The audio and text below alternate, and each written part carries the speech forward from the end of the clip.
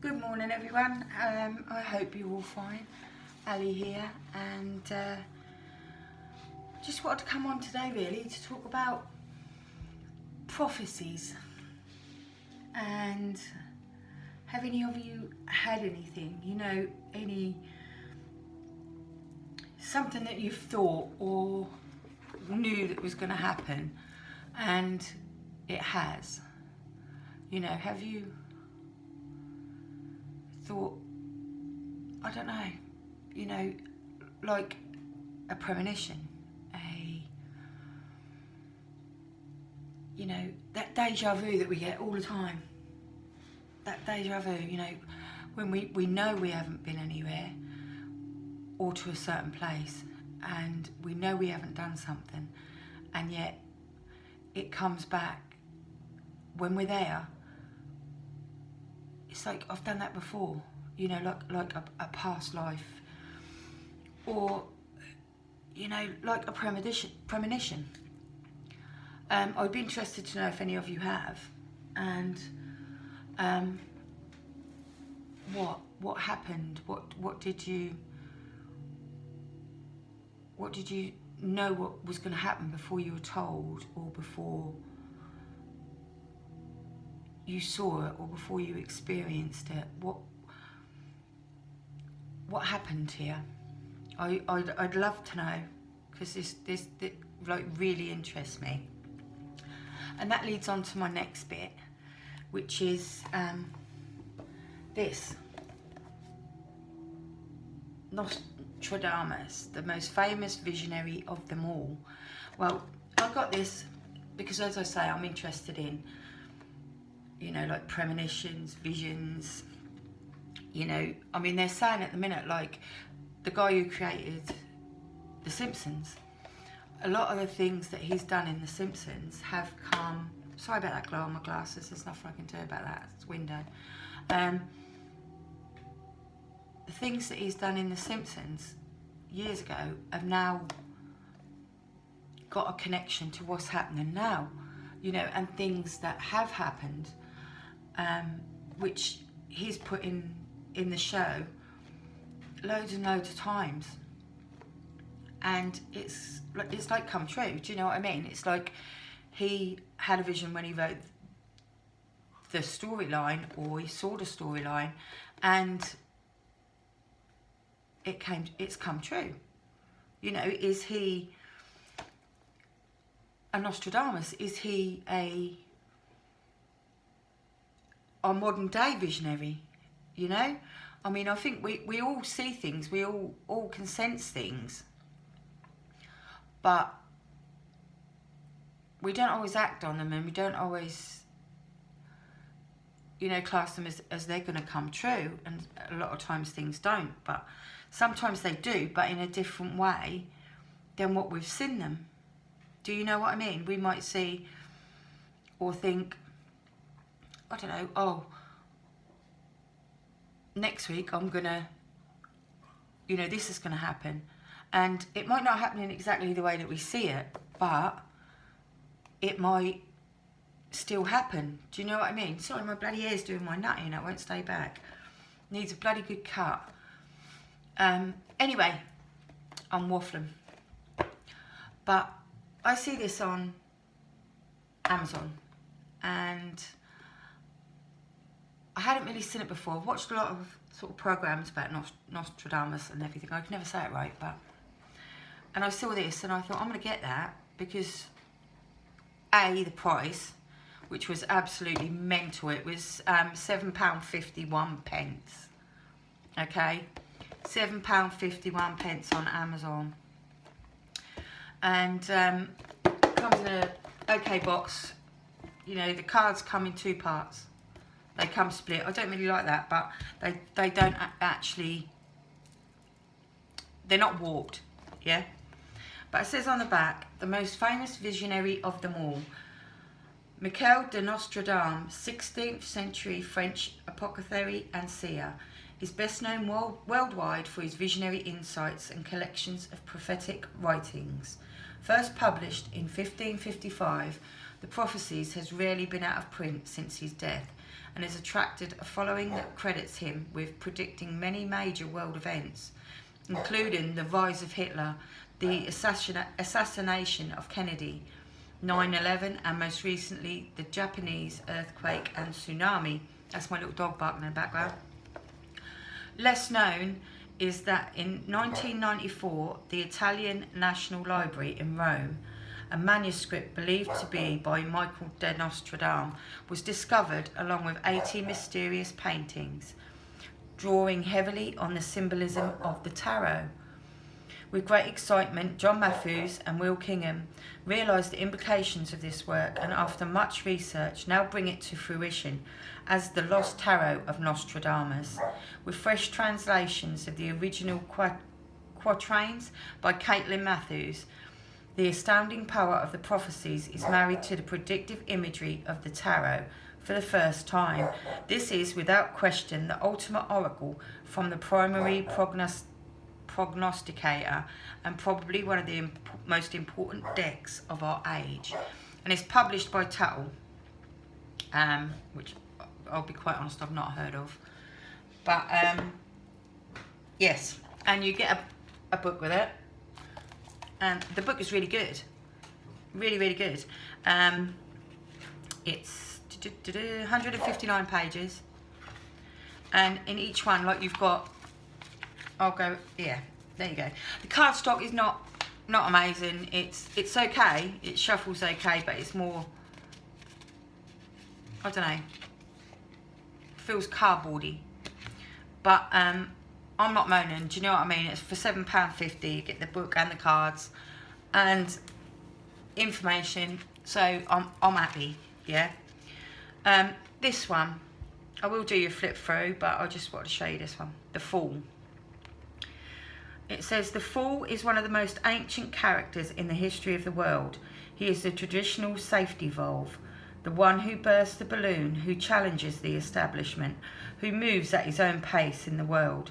He's an explorer, one who sets out on a great journey in a state of ignorance, yet he possesses a willingness to learn.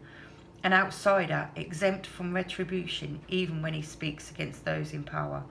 He exemplifies crazy wisdom, the ability to see through the obscuring veils of the world to the strange and remarkable truth of life itself. Jack, the eternal simpleton of the fairy tale, is a type of fool, as is Percival, the Grail winner, who succeeds where others fail because of his simple faith. He is the comedic clown of ancient Greek drama, the simpleton of Shakespeare's darkest plays, Merlin in his madness, Lear with his own personal fall, the mad and divinely inspired shaman of Irish myth. I can never say this. Suin Guilt. I'm so sorry if I've said it wrong. He is also Nostradamus, who exhibited many of the qualities of the Fool.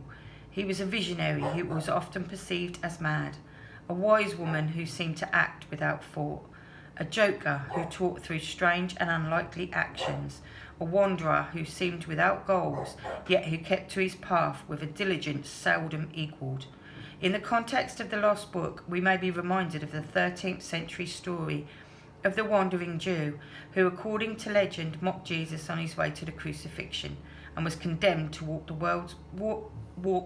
roads of the world until he found forgiveness. But, I mean, some things there is like a biblical connection, but, you know, it is what it is. You take it or leave it. Interpretation.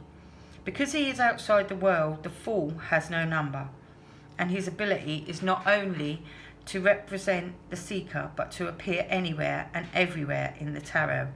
He or she, although the Fool is invariably portrayed as a man, both genders are represented, can lead the way, walking backwards before us. He moves throughout the pack and changes whenever he encounters one of the other archetypes.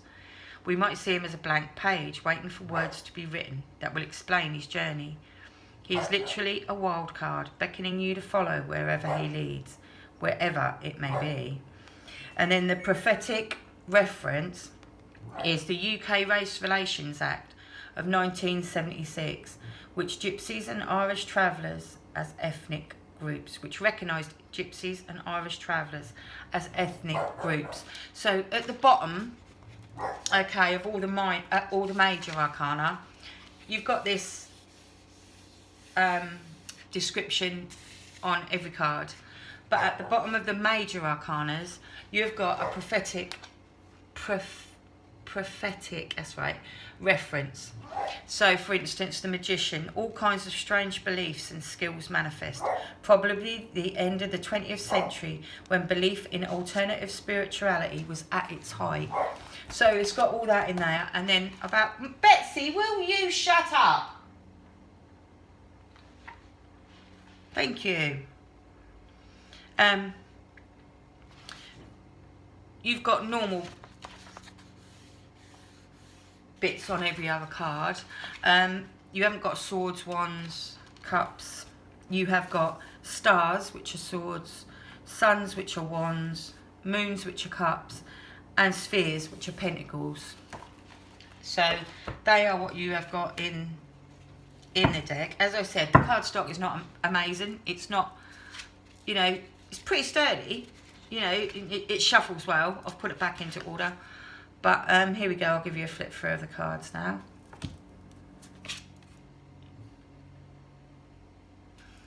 I love the interpretation of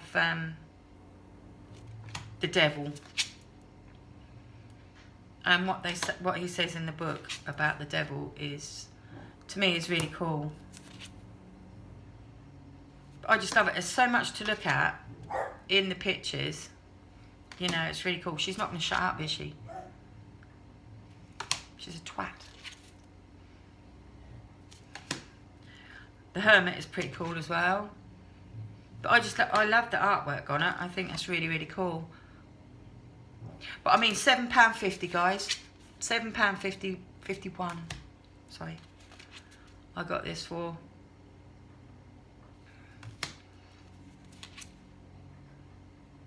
And yeah, it does say about what the normal tarot card, or sorry, not the normal tarot card. What, yeah, I suppose it is. What is classed as the normal tarot card, the interpretation, the pictures on there, and what they are, it says in the book. And then what this is, you know. And there you go, there's the devil.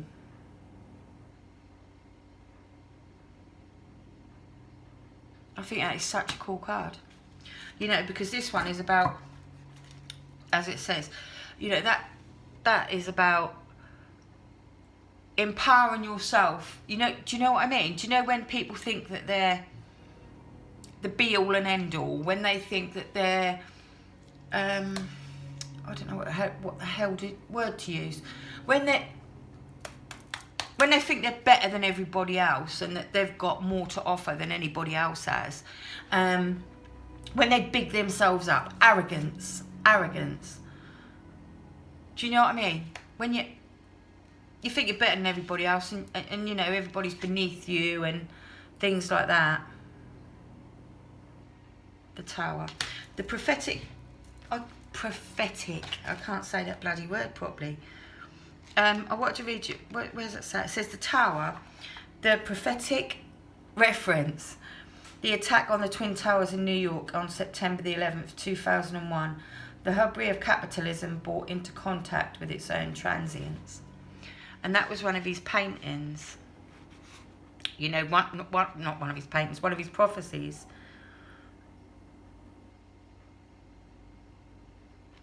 You know, that's crazy. Some of the things, you know, you think, how? It's like the Egyptians. You know, I often think, how the hell did they build them pyramids, yeah? Them big, huge stones, they moved. And without machinery and things like that. Sometimes I think that they come from the future. Do you know what I mean? So, I don't know. And now we're going, I'm talking too much. And now we're going into the cards. And this one, the stars. Where are we? Just let me have a check. So the stars are your swords.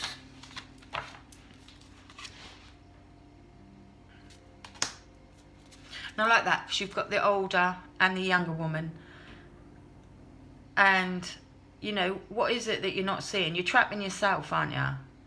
You know, the prophecy. You're trapping yourself with your ideals of what you should be, what you shouldn't be, you know.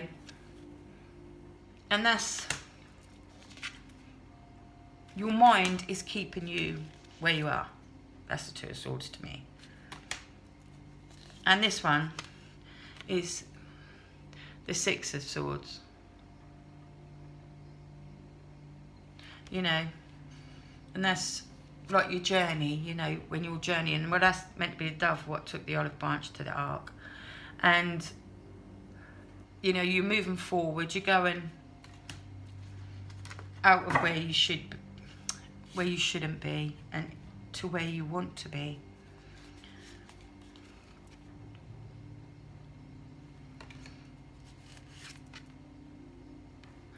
I just love the artwork on these. I think they're gorgeous. You know, the biblical senses don't really bother me. This one, I don't know why, but this is the cardinal, which is... Just let me double check, guys, because I'm not fully up on these yet. Cardinal, where is it? Bloody can't find it now, can I? So that would be the knight in our normal decks. And it says here, the cardinal is the Knight of Stars and is represented by one of the most powerful figures in the history of the Roman Catholic Church. His name is Armand Jean Duplessis, better known as Cardinal Richelieu, who we all know from the Three Musketeers. His name became synonymous with secret power, overwhelming arrogance, and vaunting ambition. Born of a poor family, his ambition drove him to rise to a position of authority. He came to serve the daughter of Nostrodamus' patron, Marie de Medici, and despite a difficult relationship with the Pope, here, the imagery of the Lost Book shows a row of cardinals watching over a strange creature with the head of a crowned man. This suggests power. The knight is a good person to have on your side in a tight spot, yet he can be ruthless and determined and know no boundaries. His strength is great, but often accompanied by a wildness and lack of discipline that makes him out of control. These qualities may be present in the issue you're concerned with. Don't get carried away in your eagerness to win, because it may become careless. Despite innate strength, there are times when you need more restrained characters to guide you, or a less aggressive aspect of yourself to rule the situation. I like that one. I like a lot of them, actually. This was only going to be a quick video, but blah de blah, I've talked too much as per usual. Pope. And then we've got the globes or spheres, as they say, and they are, let's have a look. I should have these pages ready, really. I'm never organised. I can't be bloody organised. Where is it? Right, so the spheres are pentacles, okay?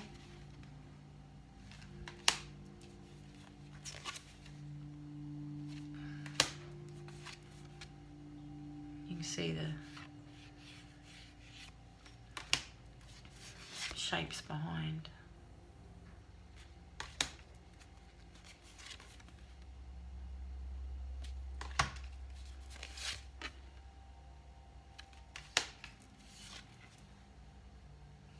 I think you can gain so much meaning from these, especially if you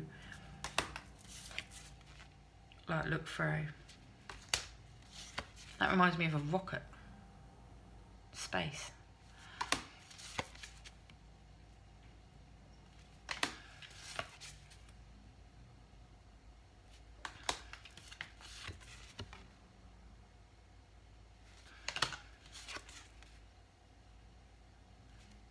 There we go, and next we've got Sun, which is wands.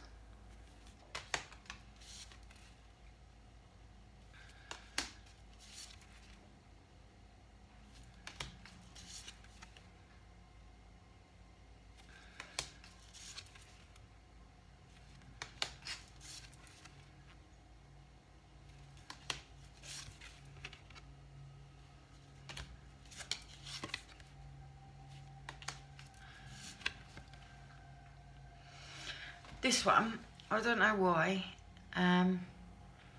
makes me think of being a sheep, you know, following what everybody else is doing and not being true to yourself, you know, not being you because you're too bothered about what other people think, or you're following them. You know, be yourself.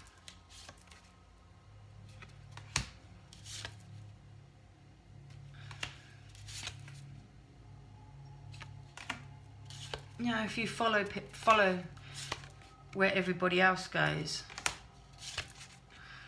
you'll end up in whatever situation they're in. Might be their dramas, or, you know, just be yourself. You don't need to be anybody else. You don't need to have what everybody else has, and you don't need to, I don't know. You're good enough as you are. You don't need to be them. That's what I'm trying to say. And there you go, guys. I hope you enjoyed that. I'm sorry that I waffled on and on and on and on, but I can't help myself. I get excited and I get carried away. Right, I'll be back later on during the week. I hope you're all safe. Hope you all keep them safe. I'm trying to think of different things to do, you know. I'm out of me rut. I'm out of me no oomph and can't be asked. So I'm okay now. And I hope you're all okay, and you know, we will get through this crap. But stay safe, stay patient, be yourselves. Loads and loads of love, loads and loads of blessings, and I'll catch you soon. Bye.